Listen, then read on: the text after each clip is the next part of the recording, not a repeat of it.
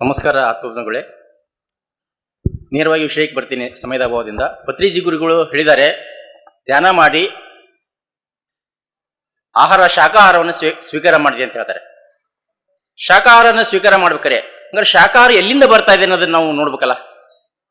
ಇವತ್ತೇನಾಗಿದೆ ಅಂತಂದ್ರೆ, ಜನಸಂಖ್ಯೆಗೆ ಅನುಗುಣವಾಗಿ ಆಹಾರ ಉತ್ಪತ್ತಿ ಮಾಡ್ಬೇಕು ಅಂತ ಹೇಳ್ಬಿಟ್ಟು ಸಿಕ್ಕಾಪಟ್ಟೆ ರಾಸಾಯನಿಕ ಗೊಬ್ಬರಗಳನ್ನು ಹಾಕ್ತಾ ಇದ್ದಾರೆ, ಫರ್ಟಿಲೈಸರ್ ಬಳಸ್ತಾ ಇದ್ದಾರೆ, ಭೂಮಿಗೆ ಕ್ರಿಮಿನಾಶಿಗಳನ್ನು ಬಳಸ್ತಾ ಇದ್ದಾರೆ ಕೀಟಗಳ ಬಾಧೆ ತಪ್ಪಿಸ್ಲಿಕ್ಕೆ.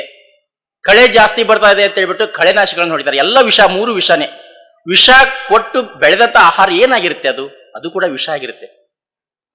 ಧ್ಯಾನ ಮಾಡ್ತಾ ಓಕೆ, ಶಾಕಾಹಾರನ ಶುದ್ಧವಾಗಿ ತಿಂದ್ರೆ ಚೆನ್ನಾಗಲ್ಲ. ಹಂಗಾರೆ ಅದೇ ಉದ್ದೇಶ ಇಟ್ಟುಕೊಂಡು ನಮ್ಮ ಮಹಾವತಾರ್ ಫೌಂಡೇಶನ್ ಏನ್ ಮಾಡಿದೆ ಅಂದ್ರೆ, ಬೆಂಗಳೂರಲ್ಲಿ 2 ಎಕರೆ ಲ್ಯಾಂಡ್ ತಗೊಂಡು ಅದರಲ್ಲಿ ಪಿರಮಿಡ್ಗಳ ಉಪಯೋಗ ತಗೊಂಡು ಮತ್ತು ದೇಸಿ ಹಸು ಅಂತ ಹೇಳ್ತೇವಲ್ಲ, ನಾಟಿ ಹಸು ಅಂತ ಹೇಳ್ತೀವಿ, ಆ ನಾಟಿ ಹಸುಗಳ ಉತ್ಪನ್ನಗಳನ್ನ ಬಳಕೆ ಮಾಡಿ ಬೆಳೆದಂತ ಬೆಳೆಗಳು. ಕೇಳ್ಬೋದು ನೀವು, ಅದೇಂಗ್ ಸಾಧ್ಯ ರೀ, ರಾಸಾಯನಿಕ ಗೊಬ್ಬರ ಔಷಧಿ ಇಲ್ದಂಗೆ ಬೆಳೆ ಬೆಳೆಯಕ್ಕೆ ಸಾಧ್ಯ ಐತೆ ಅಂತ ಕೇಳ್ಬೋದು ನೀವು. ಆಲ್ರೆಡಿ ಬೆಳ್ಕೊಂಬಂದಂತ ಪದಾರ್ಥಗಳನ್ನ ಅಲ್ಲಿ ನಮ್ಮ ಸ್ಟಾಲ್ ಎದುರುಗಡೆ ಇಟ್ಟಿದ್ದೀವಿ, ಬೆಳೆದಿರ್ತಕ್ಕಂಥದ್ದು. ಏನೇನ್ ಮಾಡ್ಬೇಕು, ಸಿಂಪಲ್, 1 ಎಕರೆಗೆ 18 ಪಿರಮಿಡ್ಗಳನ್ನ ಹಾಕ್ಬಿಟ್ರೆ ಸಾಕು. ಹಾಕೋದು ಹೆಂಗೆ ಹೊಲಕ್ಕೆ, ಅದು ಸಿಸ್ಟಮ್ ಎಲ್ಲನೂ ನಾವು ಯೂಟ್ಯೂಬ್ನಲ್ಲಿ ತೋರಿಸ್ತೀವಿ, ಹೇಳ್ತೀವಿ ನಿರಂತರವಾಗಿ.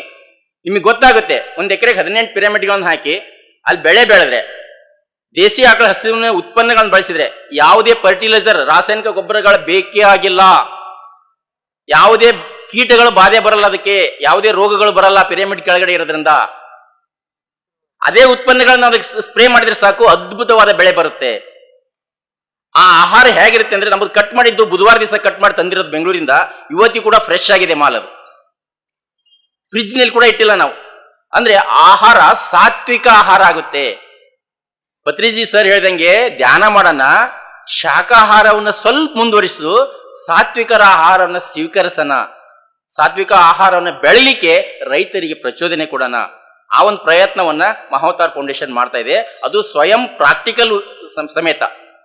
ಆದ್ರಿಂದ ಪಿರಮಿಡ್ನ ಉಪಯೋಗಗಳ ಬಗ್ಗೆ ತಮಗೆಲ್ಲ ಗೊತ್ತು. ಆ ಪಿರಮಿಡ್ ಅನ್ನ ಕೃಷಿಗೆ ಬಳಕೆ ಮಾಡಿದಾಗ ಏನೆಲ್ಲ ಅದ್ಭುತಗಳು ಆಗುತ್ತೆ ಅನ್ನೋದು ಕೂಡ ನಿಮಗೆ ಗೊತ್ತಾಗುತ್ತೆ. ಶಾರ್ಟ್ ಆಗಿ ಸಮಯದ ಅಭಾವದಿಂದ ಎಲ್ಲೆಲ್ಲಿ ಇದ್ರ ಉಪಯೋಗ ಇದೆ ಅನ್ನೋದನ್ನ ನಾನು ಜಸ್ಟ್ ಓದ್ತೀನಿ ಅಷ್ಟೇ ಗುರುಜಿ. ಸಮ್ ಪಾಯಿಂಟ್ ಇದಾವೆ.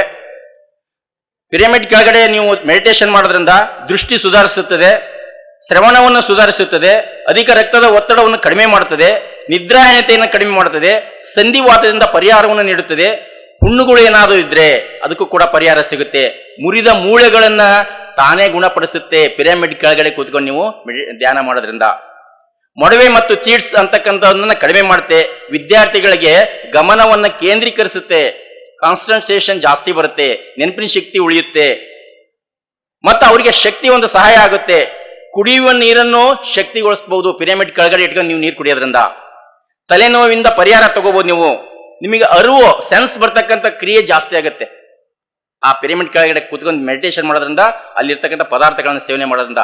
ಮನೆಯಲ್ಲಿ ಅಡಿಗೆ ಮಾಡಿರ್ತೀರಾ, ಊಟ ಮಾಡ್ತೀರಾ, ಊಟ ಮಾಡಿದ್ಮೇಲೆ ಮಿಕ್ಕಿರ್ತಕ್ಕಂಥ ಆಹಾರವನ್ನ ಅಥವಾ ಮಾಡಿದಂಥ ಆಹಾರನ ಒಂದು ಅರ್ಧ ಗಂಟೆ ಆ ಪಿರಮಿಡ್ ಕೆಳಗಡೆ ಇಟ್ಟು ಸೇವನೆ ಮಾಡ್ರಿ, ಅದ್ಭುತವಾದಂಥ ರಿಸಲ್ಟ್ ತಗೊಳ್ತೀರಾ ಸ್ನೇಹಿತರೆ. ಆನಂತರ ಹಾರ್ಮೋನ್ಸ್ ಮಟ್ಟವನ್ನ ಇನ್ಬ್ಯಾಲೆನ್ಸ್ ಇರೋದ್ರಿಂದ ಬ್ಯಾಲೆನ್ಸ್ ಮಾಡಿಕೊಡುತ್ತೆ. ಈ ತರ ನಿಮ್ಮ ಕುಂಡಲಿನಿ ಶಕ್ತಿಯನ್ನು ಕೂಡ ಜಾಗೃತ ಮಾಡೋದ್ರ ಜೊತೆಗೆ ಇನ್ನೂ ಅನೇಕ ಬೆನಿಫಿಟ್ಗಳನ್ನ ಪಿರಮಿಡ್ ನಿಂದ ನೀವು ಪಡ್ಕೋಬಹುದು ಅಂತ ಹೇಳ್ತಾ, ಆ ಪಿರಮಿಡ್ಗಳು ಕೂಡ ನಮ್ಮ ಮಹಾವತಾರ್ ಫೌಂಡೇಶನ್ ಇಂದ ನಿಮಗೆ ಅವೈಲೇಬಲ್ ಸಿಗುತ್ತವೆ. ಅದ್ರದ್ದು ಬೇಕಾದ್ರೆ ನೀವು ಅಲ್ಲಿ ಊಟ ಮಾಡಿ ಹೋಗ್ಬೇಕಾದ್ರೆ ಆ ಸ್ಟಾಲ್ ಹತ್ರ ನಮ್ಮ ಪಾಂಪ್ಲೆಂಟ್ ಸಿಗ್ತವೆ, ತಗೊಳ್ಳಿ. ನಮ್ಮ ಮಹಾವತಾರ್ ಚಾನಲ್ಗೆ ಸಬ್ಸ್ಕ್ರೈಬ್ ಆಗ್ರಿ. ಆ ಎಲ್ಲ ಮಾಹಿತಿ ತಗೊಂಡು ಇದ್ರ ಉಪಯೋಗವನ್ನು ತಗೊಂಡು ನೀವು ತಗೊಳ್ಳಿ, ಇತರರಿಗೆ ಹೇಳ್ತೀರಿ ಅಂತ ಹೇಳಿ ಈ ಅವಕಾಶಕ್ಕಾಗಿ ವಂದನೆಗಳು. ನಮಸ್ತೆ ನಮಸ್ತೆ. PMC ಕನ್ನಡ ಚಾನೆಲ್ ಅನ್ನು ಲೈಕ್ ಮಾಡಿ, ಶೇರ್ ಮಾಡಿ, ಸಬ್ಸ್ಕ್ರೈಬ್ ಮಾಡಿ ಮತ್ತು ಮಾಡಿಸಿ. ಎಲ್ಲರಿಗೂ ಧನ್ಯವಾದಗಳು.